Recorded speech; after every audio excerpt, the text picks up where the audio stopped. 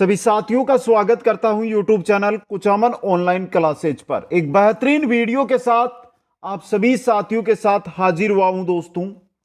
हम कर रहे हैं पशु परिचर भर्ती की तैयारी और पशु परिचर भर्ती में भाग एक के रूप में हमें मिलता है सामाजिक अध्ययन, जिसमें सामान्य ज्ञान यानी कि राजस्थान का जीके, गणित, विज्ञान और साथ में मिलता है सामाजिक अध्ययन। दोस्तों, हजारों क्लासें आपने YouTube के माध्यम से अटेंड की होगी, लेकिन शायद पहली क्लास है जिसके अंदर ऐसे 100 क्वेश्चन लेकर आया हूं जिनसे ये मान के चलो कि ये 100 क्वेश्चन है ना, इनसे बाहर ही एग्जाम में नहीं जाएगा आपका क्वेश्चन।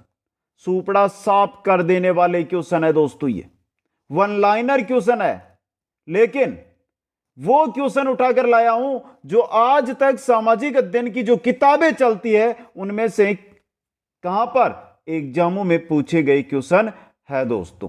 इसलिए जो ये छोटी सी एक क्लास है, अपना कीमती समय निकालकर इसको दीजिए, क्योंकि जो तैयारी में आप समय लगा रहे हैं, जितनी मेहनत तैयारी में कर रहे हैं, वो मेहनत तब सफल होगी, कब होगी, जब आप एक सही जगह आकर अध्ययन करेंगे। दोस्तों, पढ़ने को तो हमारे पास बहुत गाइडें हैं, क्वेश्चन आंसर की हजारों क्लासें हैं, लेकिन वो चीज पढ़ें जहां से क्वेश्चन एग्जाम में आते हैं। दोस्तों, मात्र 100 क्वेश्चन है सामाजिक अध्ययन के जो विगत प्रतियोगी परीक्षाओं में पूछे गए। बाकी में अगर आपको ये क्लास पसंद आई और आपने इसको प्यार दिया तो इसी प्रकार के और भी क्वेश्चन लेकर आऊंगा जो इंपॉर्टेंट आपके लिए रहने वाले हैं। दोस्तों, तो सबसे पहले जो साथी पशु परिचर भर्ती में लगे हुए हैं और पशु परिचर भर्ती के अंदर इस बार सिलेक्शन प्राप्त करेंगे, वो साथी इस वीडियो को लाइक और शेयर कर दो। दोस्तों, फैला दो इस वीडियो को,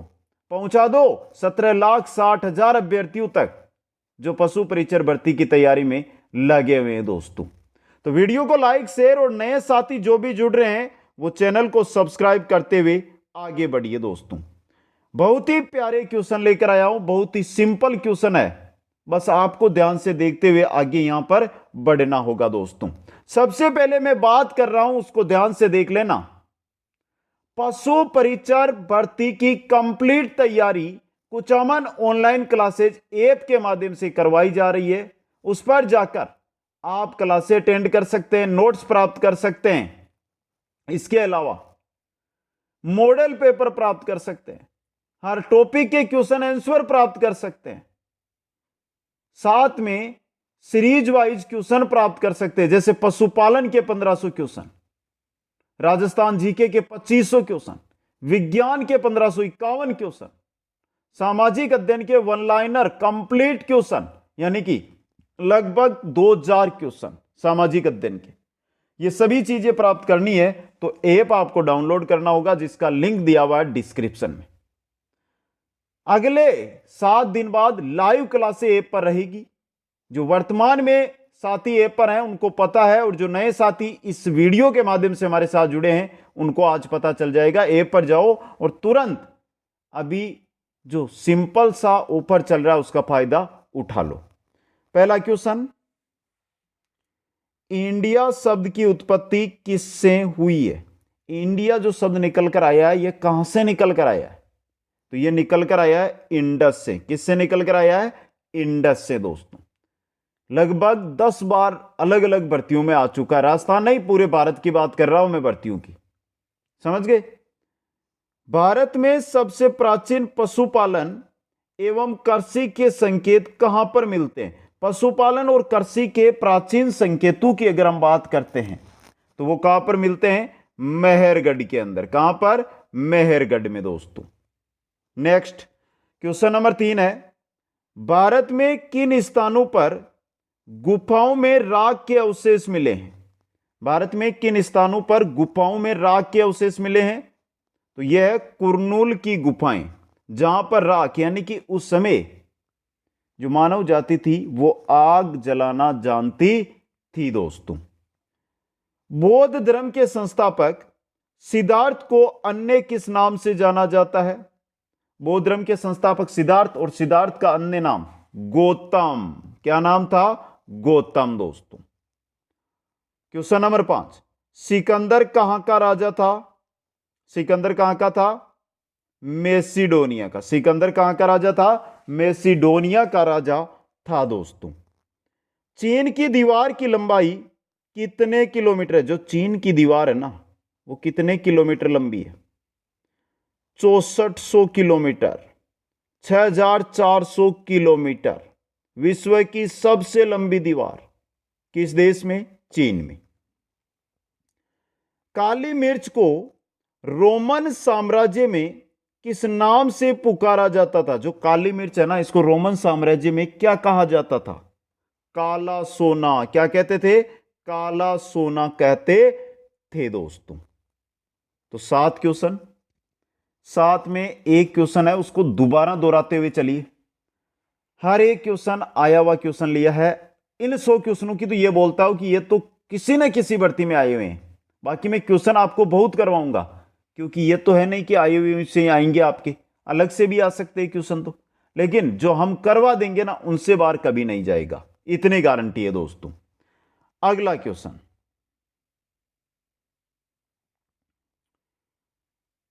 क्वेश्चन नंबर 8। आयुर्वेद का जनक किसे माना गया है? तो आयुर्वेद का जनक किनको माना गया है दोस्तों? तो सही रहेगा आपका चरक को। किनको? चरक को दोस्तों। Question number 9। जहांगीर का पुत्र जिसका नाम था खुर्रम, तो जहांगीर का पुत्र खुर्रम किस नाम से जाना गया? खुर्रम जाना गया था किस नाम से? शाहजहां के नाम से। खुर्रम किस नाम से जाना गया था? शाहजहां के नाम से जाना गया था। आगरा के किले का निर्माण किसके द्वारा करवाया गया? आगरा का किला किसके द्वारा बनवाया गया? तो सही रहेगा अकबर। किसके द्वारा? अकबर के द्वारा। नेक्स्ट अगला क्वेश्चन है, पहला सफल सूती वस्त्र उद्योग कहां पर लगाया गया? पहला और सफल सूती वस्त्र उद्योग कहां पर लगा था और कब लगा था? तो लगा था यह मुंबई में।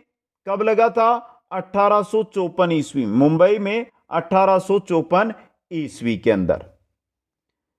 भारत में पहली रेलगाड़ी कहां से कहां तक चलाई गई? भारत में पहली रेलगाड़ी कहां से कहां तक चलाई गई? तो कहां से कहां तक? मुंबई से थाने तक। मुंबई से थाने तक। कब? 1853 के अंदर। 1853 में। भूदान आंदोलन को किसके द्वारा शुरू किया गया? जो भूदान आंदोलन था उसको किसके द्वारा शुरू किया गया था? किसके द्वारा? विनोबा भावे के द्वारा। विनोबा भावे के द्वारा। स्थानांतरित कृषि को राजस्थान में किस नाम से जाना जाता है? स्थानांतरित कृषि और उसको राजस्थान में किस नाम से जानते हैं? किस नाम से? वालरा के नाम से। स्थानांतरित कृषि राजस्थान में वालरा के नाम से जानी जाती है दोस्तों। समझ गए? हो गए 14 क्वेश्चन। चले आगे। क्वेश्चन नंबर 15 आपकी स्क्रीन पे देखिए। 15 नंबर क्वेश्चन को, चावल उत्पादन में भारत का विश्व में कौन सा स्थान है? चावल उत्पादन में भारत का विश्व में कौन सा स्थान है? तो कौन सा स्थान है? दूसरा स्थान दोस्तों। बांध होते हैं ना, बांध नदियों पर बनाए जाते हैं, तो बांधों को आधुनिक भारत के मंदिर, आधुनिक भारत के मंदिर किसने कहा था? पंडित जवाहरलाल नेहरू ने। हीराकुंड बांध परियोजना किस नदी बेसिन पर स्थित है? हीराकुंड बांध परियोजना किस नदी बेसिन पर स्थित है? हीराकुंड बांध किस नदी पर बना हुआ है? महानदी पर। किस पर बना हुआ है? महानदी पर दोस्तों। भारत में सबसे पहले जनगणना कब की गई? भारत में सबसे पहले जनगणना कब की गई थी? 1872 में। कब की गई थी? 1872 में। अगला 19 नंबर क्वेश्चन है, 2011 की जनगणना के अनुसार सर्वाधिक जनसंख्या घनत्व वाला राज्य कौन सा है?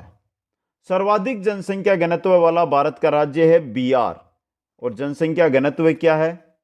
1102 व्यक्ति प्रति वर्ग किलोमीटर। 1102 व्यक्ति प्रति वर्ग किलोमीटर। क्वेश्चन नंबर 20, 2011 की जनगणना के अनुसार देश का साक्षरता प्रतिशत कितना था? 2011 की जनगणना और उसके अनुसार देश का साक्षरता प्रतिशत था 73%। कितना था? 73। देश की बात हो रही है, राजस्थान की बात नहीं हो रही है। अब आप बता दो राजस्थान का साक्षरता प्रतिशत कितना था 2011 के अनुसार। कमेंट तो करो प्यारे मित्रों, देखते हैं किन किन का सही होता है। क्वेश्चन नंबर 21, समुद्र में कितनी दूरी तक पाए जाने वाले संसाधन राष्ट्र की संपदा है। जैसे कि भारत को अगर हम इस प्रकार मानते हैं, जैसे प्रायद्वीपीय भारत है, अब यहां पर है भारत की यह सीमा, अब यह समुद्र है चारों ओर, ये चारों ओर समुद्र है यहां पे, तो यहां पर कितनी दूर तक भारत है उसके संसाधन है। तो अगर मैं यहां से बात करता हूं तो यहां से जो दूरी है ना, ये दूरी कितनी होनी चाहिए 22.2 किलोमीटर।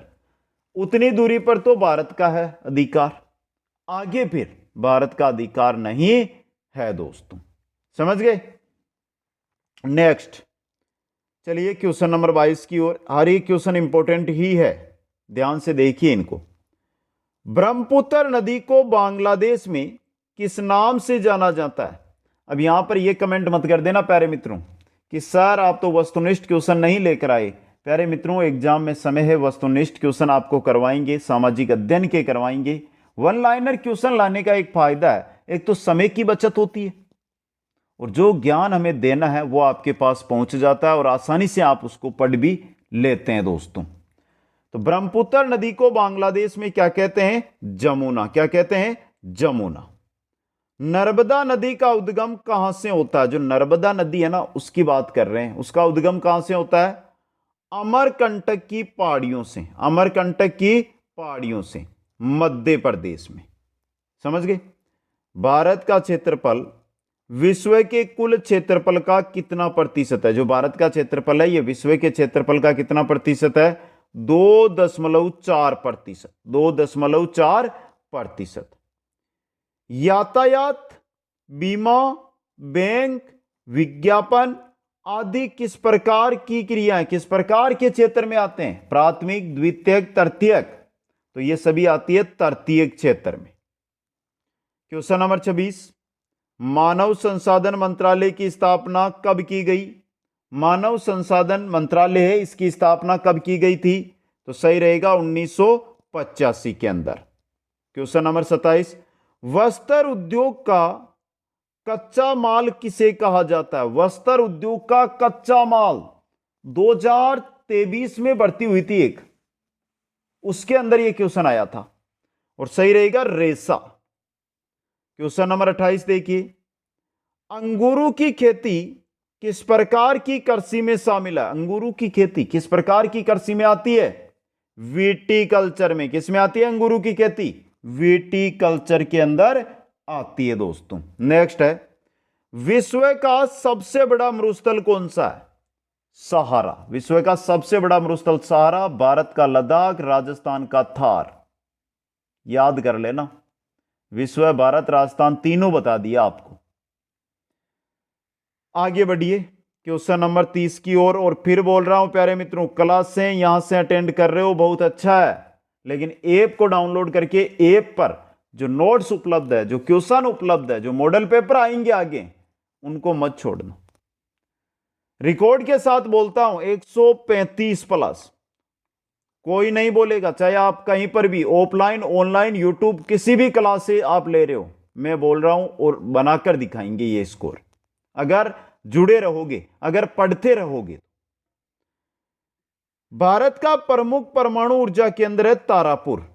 यह बताओ तारापुर है कहां पर, किस राज्य में है तारापुर, तो तारापुर है महाराष्ट्र में। विश्व का पहला सौर ऊर्जा वह पवन ऊर्जा चालित बस अड्डा कहां पर स्थित है। यह भी इंपॉर्टेंट क्वेश्चन है आपके लिए। कहां पर है, स्कॉटलैंड में। कहां पर है, स्कॉटलैंड में।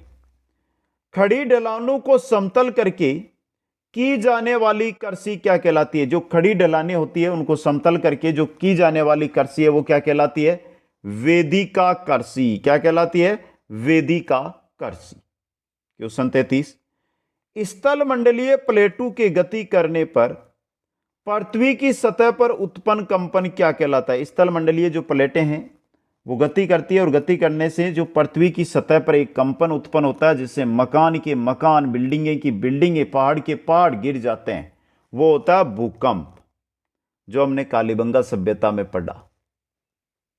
कहने का मतलब भूकंप के शौक से कालीबंगा सभ्यता में मिले थे। समझ गए? चलिए अगला ले लीजिए क्वेश्चन। कार्बन डाइऑक्साइड के अभाव से धरती पर क्या प्रभाव पड़ेगा? यह मान लो कि पृथ्वी पर कार्बन डाइऑक्साइड है ही नहीं, तो क्या होगा? अत्यधिक ठंडी होगी पृथ्वी। पृथ्वी है ना, इस पर ठंड बढ़ जाएगी, बहुत ठंड होगी दोस्तों। आगे चलिए क्वेश्चन नंबर 35 की ओर। हर एक क्वेश्चन इंपॉर्टेंट है दोस्तों। सौर मंडल की औसत ऊंचाई कितनी है? सौर मंडल की बात कर रहे हैं कि सौर मंडल है, उसकी औसत ऊंचाई कितनी है? कितनी है? 13 किलोमीटर। 13 किलोमीटर। कितने डिग्री सेल्सियस पर जल उबलता है? कितने डिग्री सेल्सियस पर है जो जल उबलने लगता है? 100 डिग्री सेल्सियस। 100 डिग्री सेल्सियस पर दोस्तों। Question number 37। स्थल का विभाग जो 3 ओर से जल से घिरा हो क्या कहलाता है? भारत है ना, नीचे से इस प्रकार से, यहां पे बांग्लादेश, यहां पर लक्षद्वीप, यहां पर अंडमान निकोबार, तो ये जो भाग है ना, ये पानी से घिरा हुआ 3 ओर से, ये क्या कहलाएगा? प्रायद्वीप, जिसको हम प्रायद्वीपीय भारत ही बोलते हैं। 38 नंबर क्वेश्चन है, विश्व का सबसे बड़ा डेल्टा कौन सा है? विश्व का सबसे बड़ा डेल्टा है सुंदरवन। कौन सा है? सुंदरवन डेल्टा दोस्तों। क्वेश्चन 39 है, किस ऋतु को मानसून के लौटने का समय माना जाता है? किस ऋतु को मानसून के लौटने का समय माना जाता है? किसको? शरद ऋतु को। किसको माना जाता है? शरद ऋतु को। अगला क्वेश्चन, ऐसा वर्ष जिसमें 366 दिन होते हैं क्या कहलाता है? अच्छी बात है दोस्तों, हमारे मैथ तो है, रीजनिंग नहीं है। अगर रीजनिंग होती ना तो कैलेंडर पढ़ते तो वहां पर लीप वर्ष और साधारण वर्ष आते। लीप वर्ष जिसमें 366 दिन होते हैं, जिस प्रकार 2024 क्या है? लीप वर्ष है, यानी जिसमें फरवरी में 29 दिन होते हैं, वो लीप वर्ष के अंतर्गत आता है, तो उसे कहते हैं लीप वर्ष। पृथ्वी पर सबसे लंबा दिन कब होता है? सबसे लंबा, सबसे बड़ा दिन कब होगा? 21 जून को। कब होता है? 21 जून को दोस्तों। चलें आगे क्वेश्चन नंबर 42 की ओर।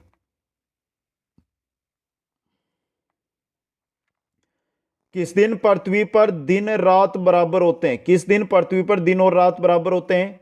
तो देखिए 2 बार होते हैं, एक तो 21 मार्च को और एक 23 सितंबर को। 21 मार्च, 23 सितंबर, दिन रात बराबर होते हैं। यूरोप और एशिया के संयुक्त भाग को क्या कहा जाता है? यूरोप और एशिया का जो संयुक्त भाग है उसे क्या कहते हैं? यूरेशिया। क्या कहते हैं? यूरेशिया। विश्व की सबसे लंबी पर्वत श्रृंखला कौन सी है? विश्व की सबसे लंबी पर्वत श्रृंखला, हिमालय अरावली मत कर देना, कौन सी है? एंडीज पर्वत श्रृंखला है दोस्तों। सबसे बड़ा महासागर कौन सा है? अब ये मत बोल देना सर सबसे बड़ा महाद्वीप तो नहीं बताया, एशिया है, याद कर लेना। सबसे बड़ा महासागर प्रशांत महासागर। कौन सा है? प्रशांत महासागर। वायुमंडल में ऑक्सीजन की मात्रा कितनी है? जो वायुमंडल है ना हमारे चारों ओर का, उसमें ऑक्सीजन कितनी है? 21% प्लस 78% है नाइट्रोजन। बचा क्या? 1%, जिसमें अन्य सभी गैसें हैं। गतिशील वायु को क्या कहा जाता है? जो चलती होती है उस वायु को कहते हैं पवन। क्या कहते हैं? पवन। अगला क्वेश्चन वेरी इंपॉर्टेंट है, अटलांटिक महासागर का आकार कैसा है? जो अटलांटिक महासागर है उसका आकार कैसा है? तो अंग्रेजी भाषा के एस अक्षर के समान, अंग्रेजी भाषा का जो एस अक्षर होता है उसके समान अटलांटिक महासागर, सीधा भी आ सकता है। एस आकार वाला महासागर कौन सा है? समझ गए? आगे चलिए नेक्स्ट क्वेश्चन की ओर। क्वेश्चन नंबर 49 आपकी स्क्रीन पे है। पृथ्वी का अपने पथ पर सूर्य के चारों ओर चक्कर काटना क्या कहलाता है? यह सूर्य है आपका और पृथ्वी है जो यहां पर है, और यह अगर इसके चारों ओर चक्कर लगाती है, समझ गए, इस प्रकार चक्कर लगा रही है, तो उसे क्या कहेंगे? परिक्रमण। क्या कहेंगे? परिक्रमण। पृथ्वी का अपने अक्ष पर घूमना क्या कहलाता है? जो पृथ्वी है ना, पृथ्वी, ये पृथ्वी है, ये अपने ही अक्ष पर घूमती रहती है। किसी गेंद को हाथ में लेकर आप घुमाते हो ना, उसी प्रकार पृथ्वी भी घूमती है। इसे कहते हैं घूर्णन।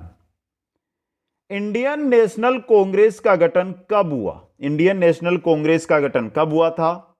1885 में। कब? 1885 में। ग्रीक भाषा में जियो, ये जियो वो नहीं है जिसकी मोबाइल आप यूज लेते, जियो की बात कर रहा हूं कि ग्रीक भाषा में जियो है, इसका अर्थ क्या है? जियो का अर्थ होता है पृथ्वी। क्या होता है? पृथ्वी। सूर्य पृथ्वी से कितना बड़ा है? लगभग 15 करोड़ वर्ग किलोमीटर। पृथ्वी है ना, इससे 15 करोड़ किलोमीटर अधिक बड़ा है सूर्य। समझ गए? सूर्य के सबसे निकट स्थित ग्रह कौन सा है? सूर्य के सबसे निकट स्थित ग्रह कौन सा है? बुध ग्रह है दोस्तों। पृथ्वी 3 नंबर पे आती है, सबसे निकट बुध। उत्तरी गोलार्ध में 23 डिग्री 30 मिनट उत्तरी अक्षांश किसे दर्शाता है? उत्तरी गोलार्ध में 23 डिग्री 30 मिनट उत्तरी अक्षांश किसे दर्शाता है? कर्क रेखा को। अब क्वेश्चन ये भी तो आ सकता है ना कि दक्षिणी गोलार्ध में 23 डिग्री 30 मिनट दक्षिणी अक्षांश किसे दर्शाता है? तो वो हो जाएगी मकर रेखा दोस्तों। कौन सी रेखा? मकर रेखा। अगला क्वेश्चन, आगे बढ़ते हैं क्वेश्चनों की ओर। प्यारे मित्रों, आप टेंशन मत लेना कि सर हमें तो वस्तुनिष्ठ क्वेश्चन चाहिए थे। जरूर करवाऊंगा वस्तुनिष्ठ क्वेश्चन। समझ गए? पृथ्वी 1 घंटे में कितना घूमती है? पृथ्वी 1 घंटे के अंदर, एक दिन यानी 24 घंटे में 360 डिग्री घूमती है। तो 360 के अंदर 24 का भाग दे दो, 15 डिग्री। कितना? 15 डिग्री। 1 डिग्री घूमने में पृथ्वी को कितना समय लगता है?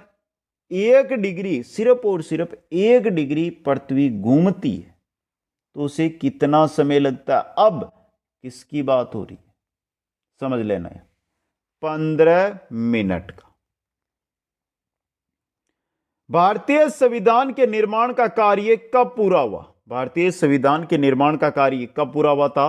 26 नवंबर 1949 को। 26 नवंबर 1949 को। यहां पे थोड़ा सा मैंने ध्यान नहीं दिया प्यारे मित्रों। 1 डिग्री घूमने में पृथ्वी को कितना समय लगता है? क्या 15 मिनट लगती है? क्या नहीं लगती? कितने मिनट लगती है? एक बार आप कमेंट कर दो। मैंने पहले तो ऊपर से पढ़ा, उत्तर दे दिया। अब आपको बताना है कितना समय लगेगा 1 डिग्री घूमने के अंदर पृथ्वी को दोस्तों। तो जल्दी से कमेंट करके बता दो एक बार। देखते हैं किन किन साथियों का यहां पे सही होता है। कितना लगेगा? 4 मिनट का समय लगेगा। 4 मिनट का समय। समझ चाहता हूं कि मैंने पहले जो जानकारी दी उसमें मैंने थोड़ा सा साइड में ध्यान दे दिया था। भारतीय संविधान के निर्माण का कार्य कब पूरा हुआ? 26 नवंबर 1949 को। ग्राम पंचायत के प्रत्येक वार्ड का प्रतिनिधि क्या कहलाता है? ग्राम पंचायत के प्रत्येक वार्ड का प्रतिनिधि क्या कहलाता है? वार्ड पंच। क्या कहलाता है? वार्ड पंच दोस्तों। प्रधान के चुनाव में मतदाता प्रत्यक्ष या अप्रत्यक्ष किस रूप में मत का प्रयोग करते हैं? तो आप अपने क्षेत्र में प्रधान को चुनेंगे तो प्रधान को सीधा वोट आप नहीं देंगे, आप तो मेंबर बनाएंगे ना, सदस्य, पंचायत समिति सदस्य बनाएंगे आप। उनमें से किसी एक को मेंबर, तो उनमें से किसी एक मेंबर होता है जो सभी मिलकर उसको समर्थन करते हैं, उसको मत देते हैं और वो बनता है प्रधान। तो आपने तो मेंबर चुने, आपने प्रधान नहीं चुना, यानी कि अप्रत्यक्ष होता है दोस्तों। ओपीडी का पूरा मतलब क्या होता है? हॉस्पिटल में जाते हो आप देखते हैं ना, ओपीडी लिखा हुआ होता है। ओपीडी रेड अक्षरों, मतलब out patient department. Out patient department दोस्तों।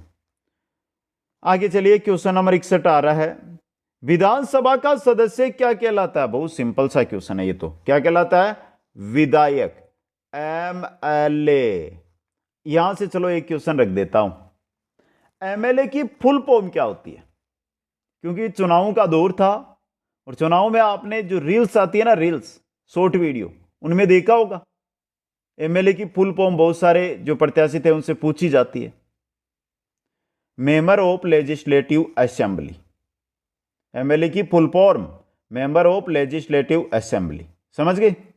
राज्य का प्रमुख कौन होता है? तो मुख्यमंत्री मत कर देना, राज्यपाल। कौन होता है? राज्यपाल। ग्राम पंचायत का प्रमुख प्रशासनिक अधिकारी कौन होता है? ग्राम पंचायत का प्रमुख प्रशासनिक अधिकारी कौन होता है? ग्राम विकास अधिकारी। ग्राम विकास अधिकारी। नगर निगम के सदस्य क्या कहलाते हैं? नगर निगम के जो सदस्य बनते हैं उन्हें पार्षद कहते हैं। क्या कहते हैं? उन्हें पार्षद कहते हैं। पंचायती राज व्यवस्था का सबसे निचला स्तर कौन सा है? तो सबसे ऊपर वाला जिला परिषद, फिर पंचायत समिति, फिर ग्राम पंचायत। तो यह सबसे निचला स्तर होता है ग्राम पंचायत। जमीन को नापना वह उसका रिकॉर्ड रखना किसका कार्य होता है? जमीन को नापना, उसका रिकॉर्ड रखना, यह पटवारी का काम होता है। किसका काम होता है? पटवारी का काम होता है दोस्तों। चलिए आगे, बिल्कुल फैक्ट टू फैक्ट्स कक्षा 6 से 10 तक की जो किताबें हैं ना, उन्हीं के क्वेश्चन है ये। सप्ताह के किसी विशेष दिन लगने वाले अस्थायी बाजार को क्या कहा जाता है? सप्ताह के किसी विशेष दिन लगने वाले अस्थायी बाजार को क्या कहते हैं? साप्ताहिक बाजार। क्या कहते हैं? साप्ताहिक बाजार। संविधान का कौन सा खंड संविधान की आत्मा कहलाता है? संविधान का कौन सा खंड है जो संविधान की आत्मा कहलाता है? मौलिक अधिकार। संविधान की आत्मा। मौलिक अधिकारों का हनन होने पर किस मौलिक अधिकार के तहत न्यायालय में जा सकते हैं? किसमें? संवैधानिक उपचार का अधिकार है, उसके तहत आप न्यायालय में जा सकते हैं दोस्तों। देश में पहली बार ईवीएम मशीन का प्रयोग कब किया गया? देश में पहली बार ईवीएम मशीन का प्रयोग कब किया गया था? 2004 में आम चुनाव में। आम चुनाव मतलब लोकसभा के चुनाव में किया गया था। अगला क्वेश्चन, लोकसभा की अध्यक्षता कौन करता है? लोकसभा अध्यक्ष कौन करता है? लोकसभा अध्यक्ष। सब बता देंगे, लेकिन यहां पर अगला जो क्वेश्चन आता है ना, वो अच्छा क्वेश्चन है। थोड़ा टाइपिंग तो मिस्टेक है, लेकिन मैं यहां पे सोल्व कर दूंगा। राज्यसभा की अध्यक्षता कौन करता है, या राज्यसभा का सभापति कौन होता है? क्वेश्चन अच्छा है ना। लोकसभा में तो लोकसभा अध्यक्ष, यहां पर कर देना राज्यसभा अध्यक्ष, तो हो जाएगा गलत और कट जाएगा 0.25 अंक आपका, समझे? वो होता है उपराष्ट्रपति। भारत के सर्वोच्च न्यायालय की स्थापना कब की गई? भारत में सर्वोच्च न्यायालय की जो स्थापना है वो की गई थी 26 जनवरी 1950 को। 26 जनवरी 1950 को। पंजाब एवं हरियाणा के लिए कौन सा उच्च न्यायालय? पंजाब और हरियाणा दोनों राज्यों के लिए एक ही उच्च न्यायालय काम करता है, और वो उच्च न्यायालय कौन सा है? चंडीगढ़। कौन सा है? चंडीगढ़। औद्योगिकरण के पहले चरण में सबसे बड़ा उद्योग कौन सा है? औद्योगिकरण की ओर आप जब मुड़ेंगे तो सबसे बड़ा जो उद्योग आपको दिखाई देगा वो है सूती वस्त्र उद्योग। सबसे प्राचीन उद्योग, सबसे संगठित उद्योग, सर्वाधिक रोजगार देने वाला उद्योग सूती वस्त्र उद्योग ही है दोस्तों। बारडोली सत्याग्रह का नेतृत्व किसने किया था? बारडोली सत्याग्रह, देखिए सामाजिक अध्ययन की जो किताबें चलती हैं ना, उनमें सबसे अधिक, सबसे ज्यादा मिलता है इतिहास, और वो भी कहां का? विश्व और भारत का। राजस्थान का इतिहास तो नाम मात्र का है, नाम मात्र का है दोस्तों, समझे? तो बारडोली सत्याग्रह का नेतृत्व किया था सरदार वल्लभ भाई पटेल ने। अक्टूबर क्रांति का संबंध किससे है? रूस में राजशाही पतन से। अक्टूबर क्रांति, रूस में राजशाही पतन। वर्साय की संधि कब हुई थी? 30 जनवरी 1933। वर्साय की संधि 30 जनवरी 1933 को दोस्तों।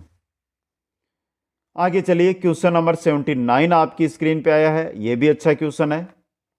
स्वामी विवेकानंद का बचपन में क्या नाम था? स्वामी विवेकानंद का क्या नाम था? नरेंद्र नाथ दत्त। नरेंद्र नाथ दत्त दोस्तों। स्वतंत्र भारत के पहले भारतीय गवर्नर जनरल कौन थे? स्वतंत्र भारत के पहले भारतीय गवर्नर जनरल कौन बने? सी राजगोपालाचारी। भारत में भाषा के आधार पर सबसे पहले किस राज्य का गठन हुआ? तो भारत में भाषा के आधार पर सबसे पहले राज्य बनता है आंध्र प्रदेश। कौन सा? आंध्र प्रदेश। भगत सिंह और उसके साथियों राजगुरु व सुखदेव को फांसी कब दी गई? 23 मार्च 1931 को। 23 मार्च 1931 को। टीपू सुल्तान ने किस तट पर अंग्रेजों से व्यापार को रोका? कहां पर? मालाबार तट पर। कहां पर? मालाबार तट पर। आगे चलिए, क्वेश्चन नंबर 84 है, डलहौजी की हड़प नीति का पहला शिकार कौन सी रियासत बनी? डलहौजी की हड़प नीति और उसका पहला शिकार बनती है सतारा। कब? 1848 में। सतारा रियासत 1848। डलहौजी की हड़प नीति का अंतिम शिकार कौन सी रियासत बनी थी? अवध बनी थी। कब बनी थी? 1856 में। अंग्रेजी शिक्षा ने हमें गुलाम बना दिया, यह कथन किसका? अंग्रेजी शिक्षा ने हमें गुलाम बना दिया है और बनते जा रहे हैं हम। मातृभाषा की ओर बढ़ो प्यारे मित्रों। यह कथन था महात्मा गांधी का। नेक्स्ट, 1875 में आर्य समाज की स्थापना किसने की थी? 1875 में आर्य समाज की स्थापना की थी दयानंद सरस्वती ने। किसने की थी? दयानंद सरस्वती ने। बाल विवाह निषेध अधिनियम कब पारित किया गया? बाल विवाह निषेध अधिनियम 1929 में पारित किया गया था। कब? 1929 के अंदर दोस्तों। कथक नृत्य का राजस्थान में घराना कौन सा है? कथक नृत्य का राजस्थान में घराना कौन सा है? जयपुर घराना। कौन सा है? जयपुर घराना। कश्मीर के राजाओं का इतिहास सर्वप्रथम किसके द्वारा लिखा गया? कश्मीर के राजाओं का जो इतिहास है वो सर्वप्रथम किसके द्वारा लिखा गया था? कल्हण के द्वारा। किसके द्वारा? कल्हण के द्वारा लिखा गया था दोस्तों। आगे चलिए, ये तो आपने 91 नंबर क्वेश्चन तो पढ़ा होगा। चौहान राजवंश से रिलेटेड हमने क्वेश्चन अभी नहीं करवाए, 1-2 दिन में क्वेश्चन करवा देंगे। 105 क्वेश्चन प्रत्येक टॉपिक के, नए जिलों के अनुसार उनमें मिल जाएगा ये क्वेश्चन। तो चौहान राजवंश का सबसे प्रसिद्ध शासक कौन था? पृथ्वीराज तृतीय। पृथ्वीराज चौहान तृतीय। चीनी उत्पादन में भारत का विश्व में कौन सा स्थान है? चीनी उत्पादन में दूसरा स्थान। भारत का सबसे बड़ा मैंगनीज उत्पादक राज्य कौन सा है? भारत का सबसे बड़ा मैंगनीज उत्पादक राज्य है उड़ीसा या ओडिशा लिख दो। कौन सा उर्वरक पूर्णतया आयात किया जाता है? भारत में ऐसा कौन सा उर्वरक है जो पूर्ण रूप से आयात करते हैं? तो वो है पोटास। कौन सा है? पोटास। भाखड़ा नागल परियोजना किस नदी घाटी पर संचालित है? भाखड़ा नागल है सतलुज नदी पर। सतलुज या सतलज नदी घाटी पर दोस्तों। समझ गए? भारत में सर्वाधिक कॉफी उत्पादन कहां से होता है? भारत में सर्वाधिक कॉफी नीलगिरी की पहाड़ियों से सर्वाधिक कॉफी उत्पादन होता है। सुनहरा रेशा किसे कहा जाता है? सुनहरा रेशा किसे कहते हैं? तो वो है आपका जूट। किसे कहते हैं? जूट को सुनहरा रेशा कहते हैं दोस्तों। आगे चलिए, अब कमेंट कर देना प्यारे मित्रों। बता दो एक बार कमेंट करके, सबसे पहले कमेंट ही चाहिए मेरे को आज। कमेंट करके बता दो कि आज की क्लास आपको कैसी लगी, आज के ये क्वेश्चन थे वो कैसे लगे, और आप में से ऐप पर कौन कौन जाएगा। अभी ऐप पर जाइए, ऐप से नोट्स प्राप्त कीजिए। सभी नोट्स जो भी सिलेबस में है हमारे 5 मार्च तक अपलोड कर दिए जाएंगे। जो क्वेश्चन चल रहे हैं, जितने क्वेश्चन करवाए हैं मैंने यूट्यूब पर, वो वहां पर उपलब्ध करवा दिए जाएंगे। अलसी और सरसों कौन सी ऋतु, ऋतु मतलब ये ऋतु है यहां पे, वहां पे ये ऋतु की फसलें, तो ये रबी की फसलें। भारत में सर्वाधिक लिंगानुपात वाला राज्य, तो सर्वाधिक लिंगानुपात है केरल का 1084। कितना है? 1084। उपसरपंच के चुनाव में प्रत्यक्ष मत का उपयोग कौन करते हैं? वार्ड पंच। कैसे? देखिए, सरपंच और वार्ड पंच इनको तो जनता खुद चुनती है, लेकिन जो वार्ड पंच होते हैं उनमें से ही किसी एक को उप सरपंच चुना जाता है, जिसको मत का प्रयोग करते हैं सिर्फ और सिर्फ वार्ड पंच। तो जनता तो सीधा मत देती नहीं है, तो यह हो जाता है अप्रत्यक्ष। तो यहां पे क्वेश्चन क्या था कि उप सरपंच के चुनाव में प्रत्यक्ष मत का उपयोग, प्रत्यक्ष मत कौन देगा? उसको वार्ड पंच देंगे ना, जनता तो देगी नहीं, मतदाता तो देंगे नहीं, तो प्रत्यक्ष मत वार्ड पंच देते हैं। तो प्यारे मित्रों, सामाजिक अध्ययन और अब तक कंफ्यूजन वाला विषय कि क्या पढ़ें क्या ना पढ़ें, अगर किताबें लेकर आएंगे तो 18 किताब आती है कक्षा 6 से लेकर कक्षा 10 तक, उनको पढ़ने बैठेंगे तो बाकी को कब पढ़ेंगे? कहीं पर मत जाओ। इसी प्रकार ऑनलाइनर क्लासें भी ले रहा हूं और क्वेश्चन भी करवा रहा हूं, कंप्लीट करवा दूंगा। बस ये क्लास कैसी लगी? लाइक आपको करना है, आपको सपोर्ट दर्शाना है, शेयर आपको करना है, 17,60,000 अभ्यर्थियों तक पहुंचाना है। हर एक अभ्यर्थी ये वीडियो देखना चाहिए।